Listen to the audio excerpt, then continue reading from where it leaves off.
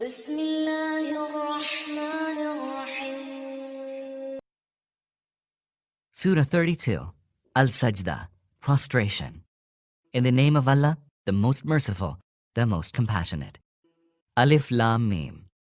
This book, beyond all doubt, was revealed by the Lord of the universe. Or do they say, He has fabricated it? Nay, it is the truth from your Lord, so that you may warn a people to whom no warner came before you. Perhaps they will be guided to the right way.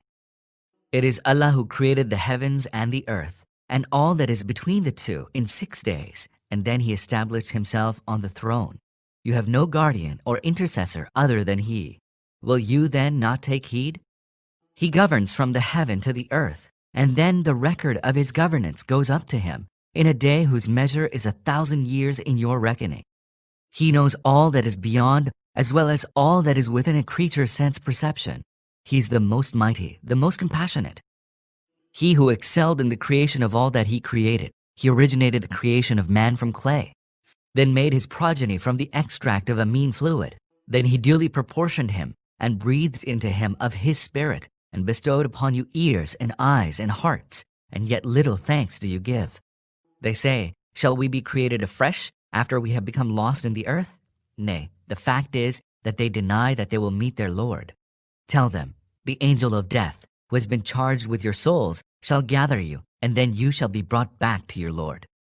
Would that you could see the guilty standing before their Lord with their heads downcast, saying to Him, Our Lord, we have now seen and heard, so send us back to the world that we might act righteously, for now we have come to have firm faith.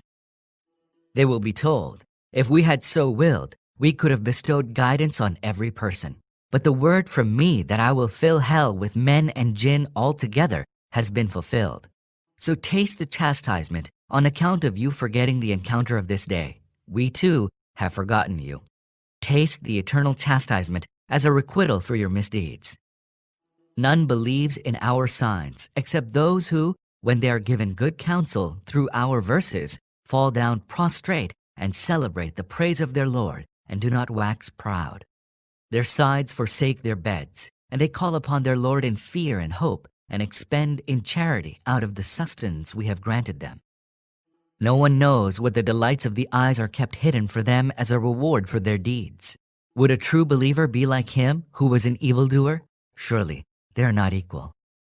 As for those who believe and act righteously, theirs shall be gardens to dwell in, a hospitality to reward them for their deeds. As for the evildoers, their refuge shall be the fire. Every time they want to escape from it, they shall be driven back and shall be told, Taste the chastisement of the fire which you used to reject as a lie. We shall certainly have them taste some chastisement in this world, in addition to the greater chastisement of the hereafter. Perhaps they will retract from their transgression. And who is more unjust than he who is given good counsel through the signs of his Lord, and yet he turns away from them?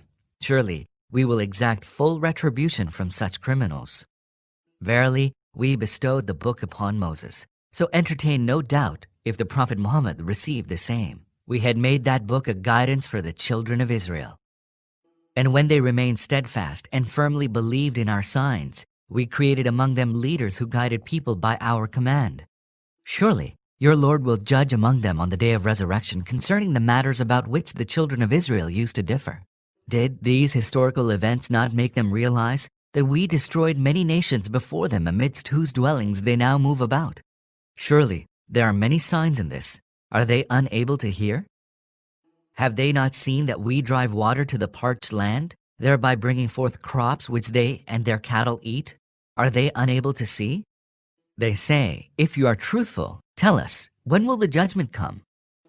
Tell them, if the unbelievers were to believe on the day of judgment, that will not avail them, for then they will be granted no respite.